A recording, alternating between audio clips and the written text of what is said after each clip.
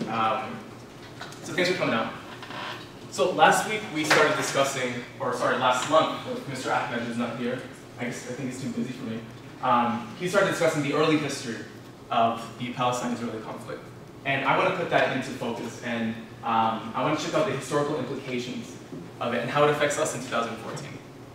So let's begin. Oh, just the title. Occupation, Apartheid, and International Law.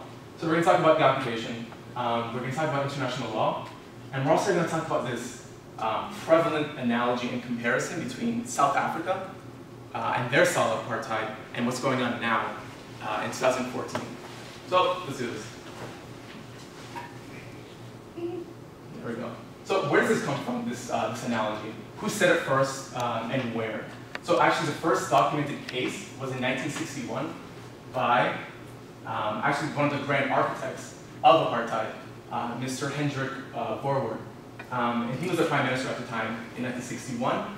And what's interesting is that he dismissed an Israeli vote against South African apartheid by saying that they weren't consistent in their newfound anti-apartheid sentiment, and this is his words, they stole Palestine from the Arabs who have owned it for 1,000 years, and in that I agree, and I quote him, that Israel, like South Africa, is an apartheid state. So he's just one person that said such a thing. But most interesting is David Ben-Gurion, who was Israel's founder and their first prime minister. And what he said after the 1967 Six-Day War is that if Israel fails to rid itself of the occupied territories and of its Arab population, that it would become an apartheid state. And this guy's big in Israel. They have an airport of him. It's a great airport, by the way. The people not so nice, Astoria. Just like Italy. So, of course, ex-President Jimmy Carter, he wrote Peace Not Apartheid. And he was, they tore him a new one for this book. And what's interesting is that I feel like he only could do it only after his presidency was over, because it's politically unpalatable to even question or criticize Israel while in office.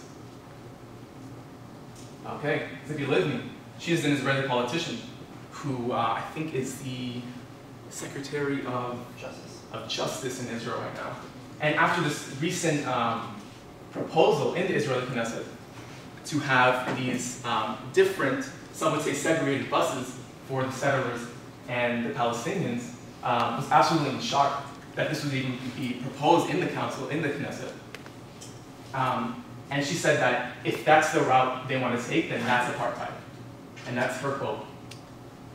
We have John Dugard, a South African jurist actually, who actually, in 2007, was the Special Rapporteur for the United Nations. And he issued a report, which we'll talk about later, condemning Israel of both apartheid and colonialism.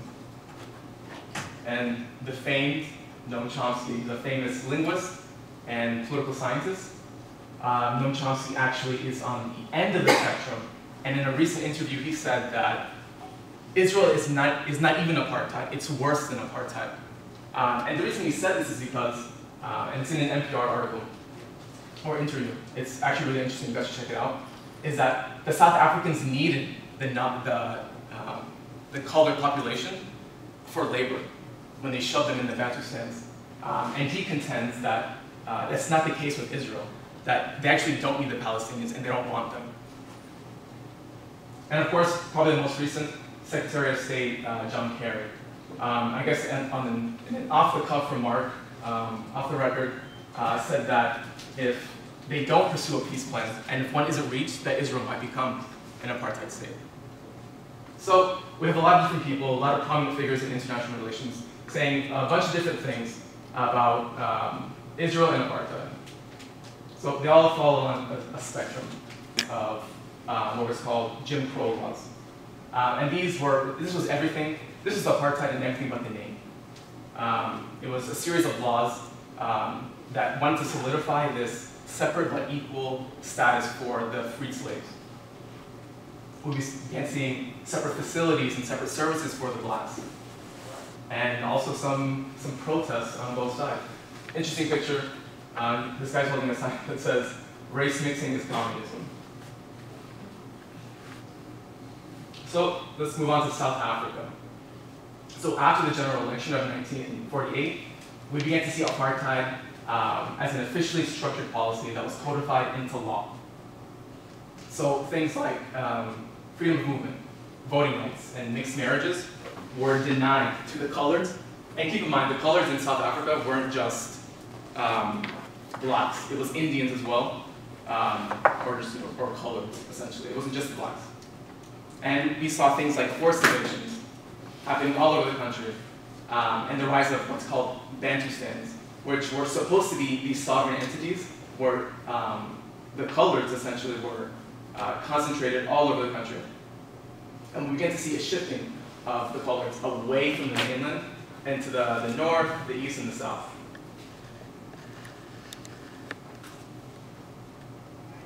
So apartheid and international law. Give me 1 second.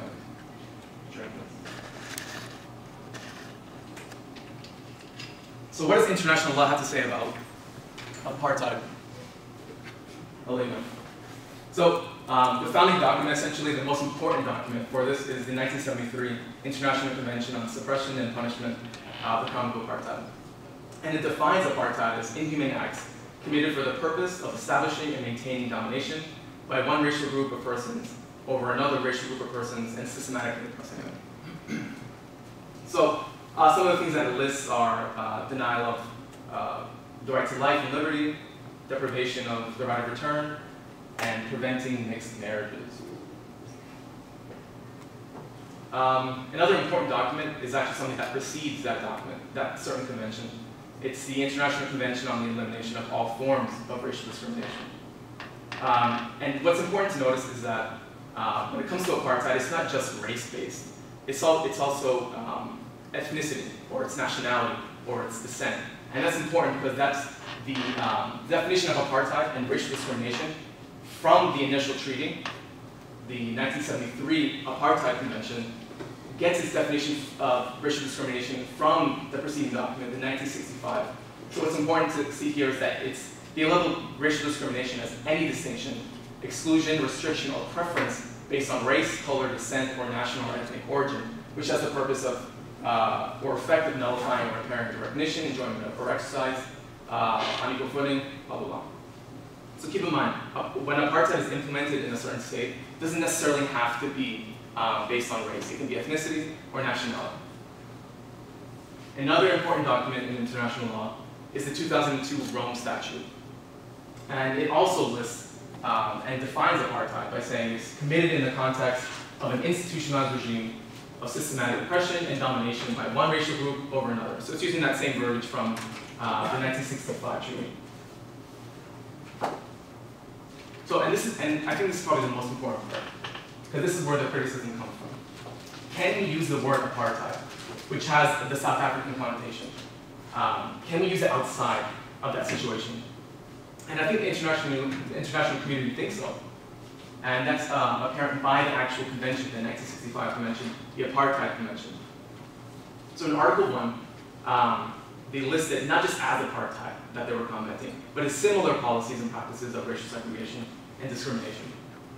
And what we began to see in the General Assembly, as they were combating apartheid, is that they began to associate it as a loose term. It's not just South African apartheid that they were trying to combat, but it's global racial discrimination in general. So let's talk about Israel and the Palestinian territories. So this is the current map of Israel, and the West Bank, Gaza, and East Jerusalem. And what's important to mention here is the status of the West Bank. So initially, the Israelis contend that they withdrew from Gaza and that there is no occupation, which is absolutely false. Everyone in the world recognizes that Gaza is occupied by air, land, and sea. They even control the population registry. So unless Israel has its own set of laws, its own set of international laws, it just doesn't quite make sense. And if you look at the West Bank, the dashed lines are the international recognized boundaries for a future Palestinian state in the West Bank. They're the diagonal lines. The red line is probably the most important. It's the Israeli separation wall or the fence. It's not just a wall, it's also a fence. Thanks for coming, my guys. And as probably the most important part is, you can see that the wall is actually on Palestinian territory, and it's jagging inside and fragmenting the West Bank, which is a complete violation of international law. And of course, we see the settlements, which are the triangles, located all around the West Bank. These are Israeli settlements. Another important thing to notice is that once the red line, the Israeli separation wall, a lot of people call it the apartheid wall, is jagging inside and out the West Bank, it also gives a lot of room for these new settlements because they're being de facto annexed by Israel. And this, according to the international community, is a total violation of international law, specifically these charters and conventions. So its occupation of Gaza, the West Bank, and East Jerusalem is totally illegal. And we're citing the UN Charter, Article 2, Paragraph 4 and 51. The settlements that we see that are so prevalent in the West Bank are illegal as well. And we can cite the Geneva Convention, the 4th Geneva Convention, Article 49. And just recently, the Netanyahu government actually approved 200 in East Jerusalem, it's so important to listen to that fact and also listen to the fact that he says he wants peace, because you can't have both. There's no way you can have both.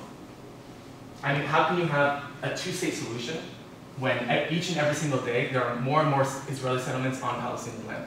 And a lot of people don't like to talk about that, but it's something that needs to be brought up. So in regards to the wall, remember the red line that was crossing into the West Bank territory? And you can see it in the background there. That's part of it. But it's also a series of fences as well. It's not just the wall. So the ICJ, which is the International Court of Justice, in an advisory opinion, which is non-binding, ruled that the Israeli separation barrier was illegal in 2004. And that was a 14-1 ruling. And you guys can guess who that one state was. Anyone know? Yeah. Good job. Good job.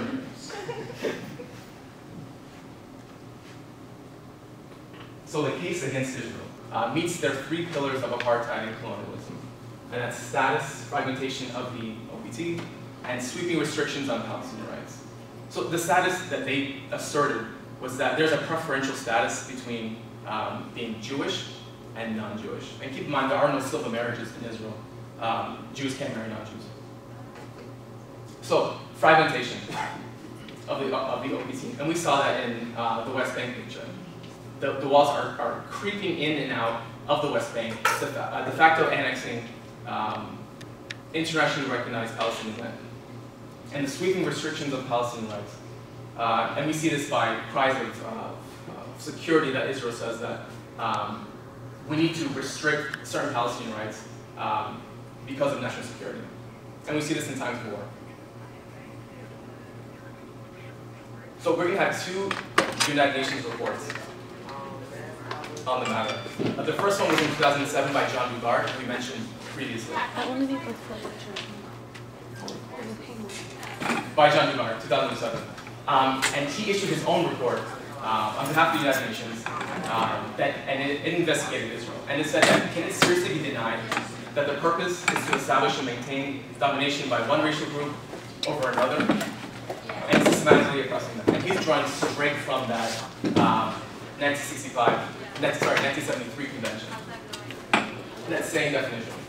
And he said that Israel's laws and practices in the OPT certainly resemble aspects of apartheid. And this is a UN official, South Africa.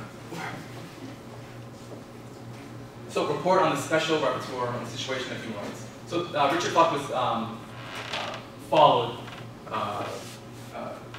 the previous one, and he said in this respect there is authority to suggest that the following prohibitions have attained the status of preemptory norms: aggression through military occupation and imposition of military blockades on ports and coasts, racial discrimination, and apartheid. Now, Richard Falk was one of the key people in the UN condemning Israel, and he's actually condemned by Ban Ki-moon for being almost too radical.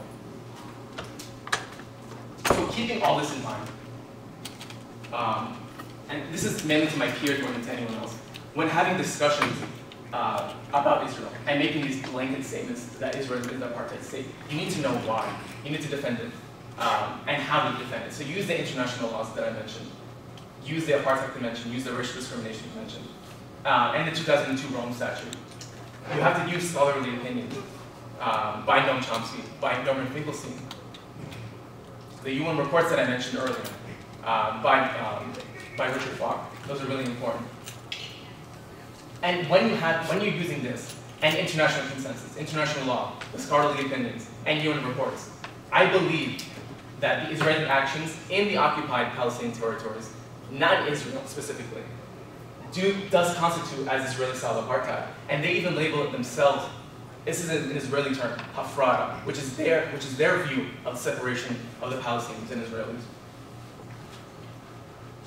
And my references.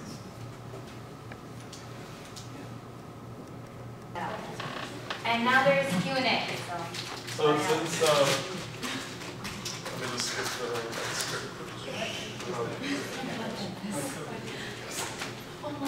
So the purpose for a moderator, so to speak, is because so we don't have all the attention or all the questions just willy-nilly addressed to the speaker, and it's also so that I can try to have a better view of the room and a scope, so it can be non-biased as well. So if you have any questions for him, now would be the time. If anyone has any comments, remarks, regards, questions, now would be the time to raise your hand.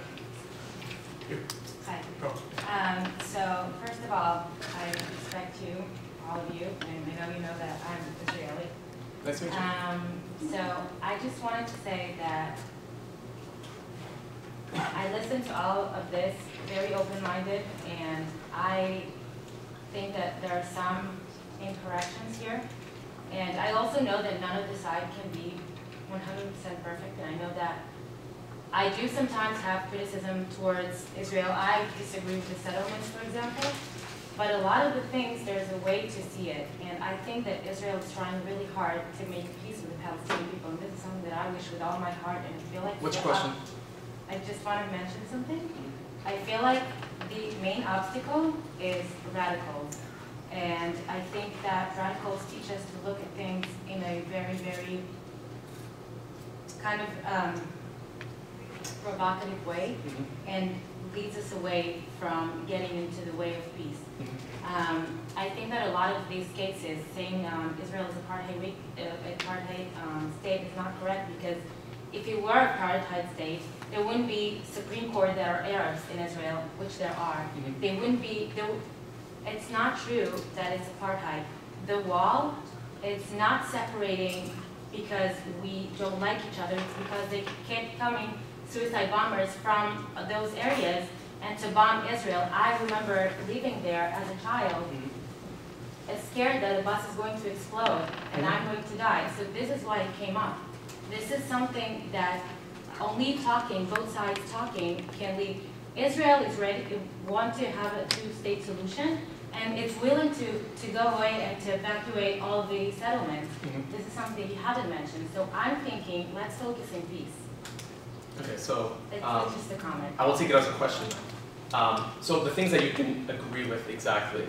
So I actually never mentioned that Israel proper is an apartheid state. That Arabs, the 20% of Arabs living in Israel, even though they are subject to discrimination, I wouldn't myself label that as apartheid. And that wasn't the case. It was in the occupied Palestinian territories. A lot of other people would make the case that it is an apartheid regime. I'm not making that case. It's only in the occupied territories. And as far as the wall, the United Nations actually dismissed that whole claim that it's for security, because what they're doing is collectively punishing all those who aren't radicals and all those who aren't committing suicide bombings. So collectively punishing the whole of the people living in the West Bank because of the actions of a few, I don't buy it actually. I don't buy it. And it's not justified at all. And the international community would agree with me. Thank you.